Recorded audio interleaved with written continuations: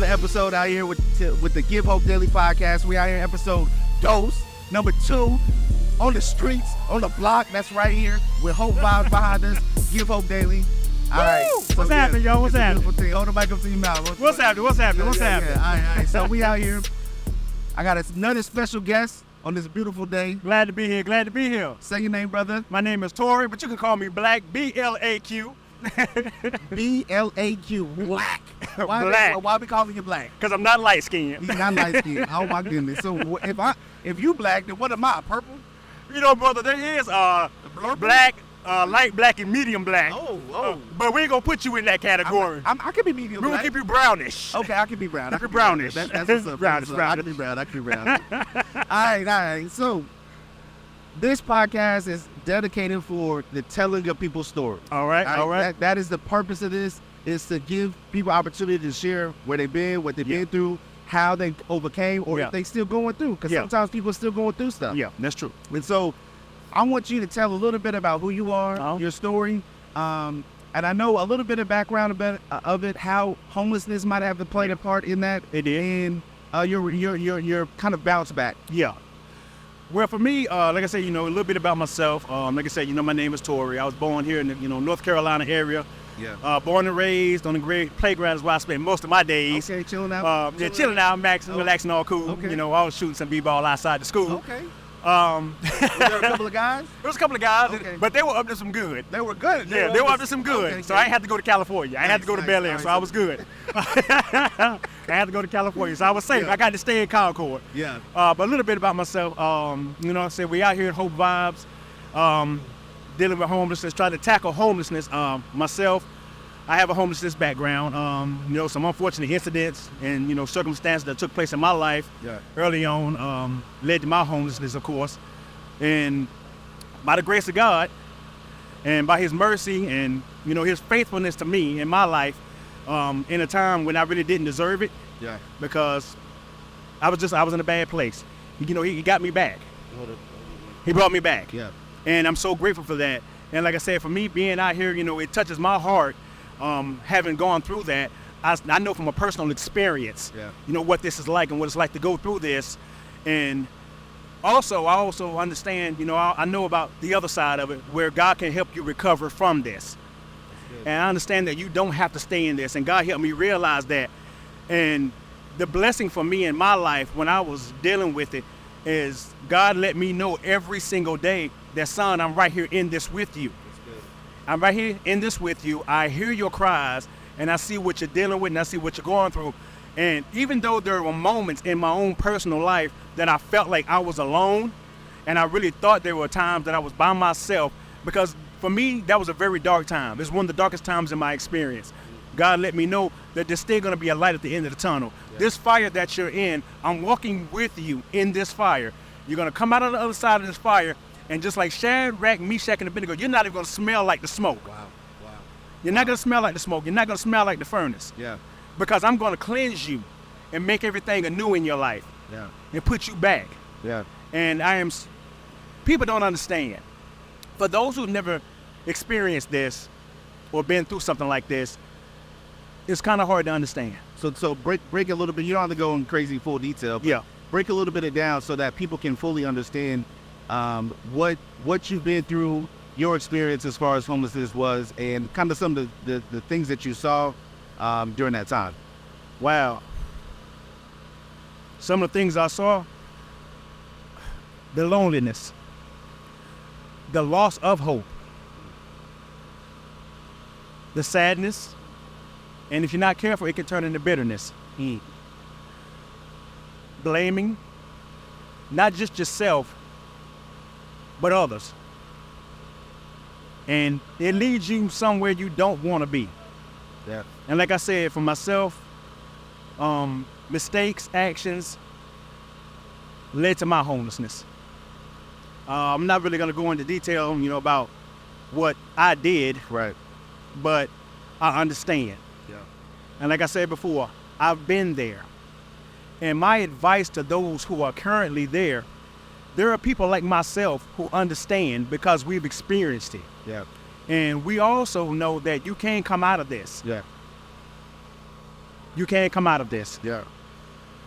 What if you had to communicate to somebody? Because a lot of times people got ideas of what a homeless person looks like, an individual going through homelessness looks like.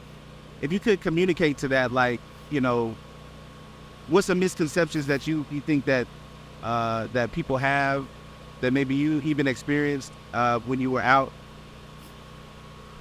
Wow, I would say one of the biggest misconceptions that I saw firsthand was how people got to become homeless. Okay.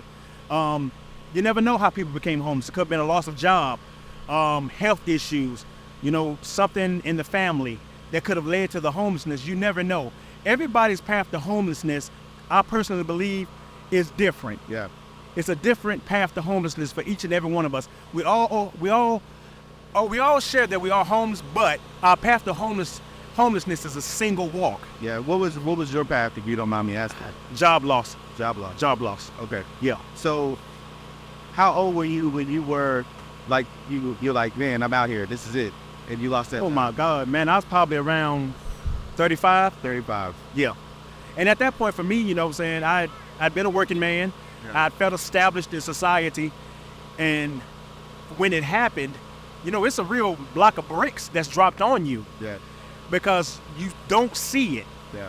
And you don't know how to handle it. You know, it's something that, you know, it changes your mind. It opens your eyes to see things in a whole different light, you know, where you didn't see before. It forces you to focus on things that you hadn't focused on before. Yeah. And for me, that's what I had to do. I had to see where I was at. And by the grace of God, God helped me in that moment realize where I was at. And it also helped me realize how much more I needed him than I had before. Because one of my mistakes was being successful in my own eyes, the way I thought I was supposed to be successful, was I didn't think I needed God as much. Wow. I'm not saying I didn't need him, but I didn't rely on him as much as I should have. Yeah. And that for me was a mistake. And God allowed me to go through this to let me know that I do need him more so than I ever thought I did. Yeah. And for that I am so grateful. Wow. So what transpired for you to get out of that situation? Number one, God. Yeah.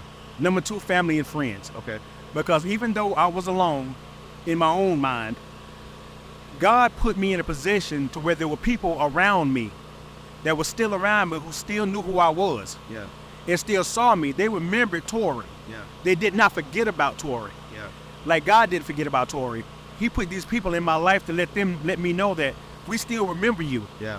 We knew you before this happened. Yeah. We knew you to be the kind and loving and caring person that you were before this happened. And we see what you're going through.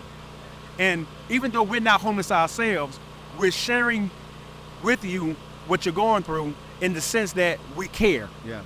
And we're not going to let you be out there by yourself like that. That's good. What kind of support systems or even resources did you have while you were out? Oh man. Number one, the homeless shelter. They extended a bed to me. Was that here or? I was in Concord, Cabarrus County. Okay. Yeah, they extended a bed to me. There was a program that I was able to get into called Favor Ministries. Okay. Mr. Oh my God, I can now remember his name. John. His name was John. That's all I can Shout out to John. John. Favor Ministries. He's in Charlotte, as a matter of fact. Okay. I was able to get in that program that helped me get back up and going. And just my wife, who is now my wife, she wasn't my wife at the time, but she was a woman that, you know, saw me, who knew me before when, and stuck with me. Got you. Wow. A friend of mine, Pastor Dwayne Lester, Shout out to him and Pastor his Lester. wife, Mother Lester, God bless y'all. They were in my corner, my mother, my sisters, everybody. So you had I had a support system. I had a huge support system. Friends, shout out to Marcus and Laura Shin. Shout out. Yeah. Pew, Pew, pew, pew, pew, pew. Pew. Hey, man, he said do the sound effects. The sound effects. You know what I'm saying? We don't want the police thinking there's no guns going on. Look, ain't nobody shooting. These are mouth. This is mouth effects.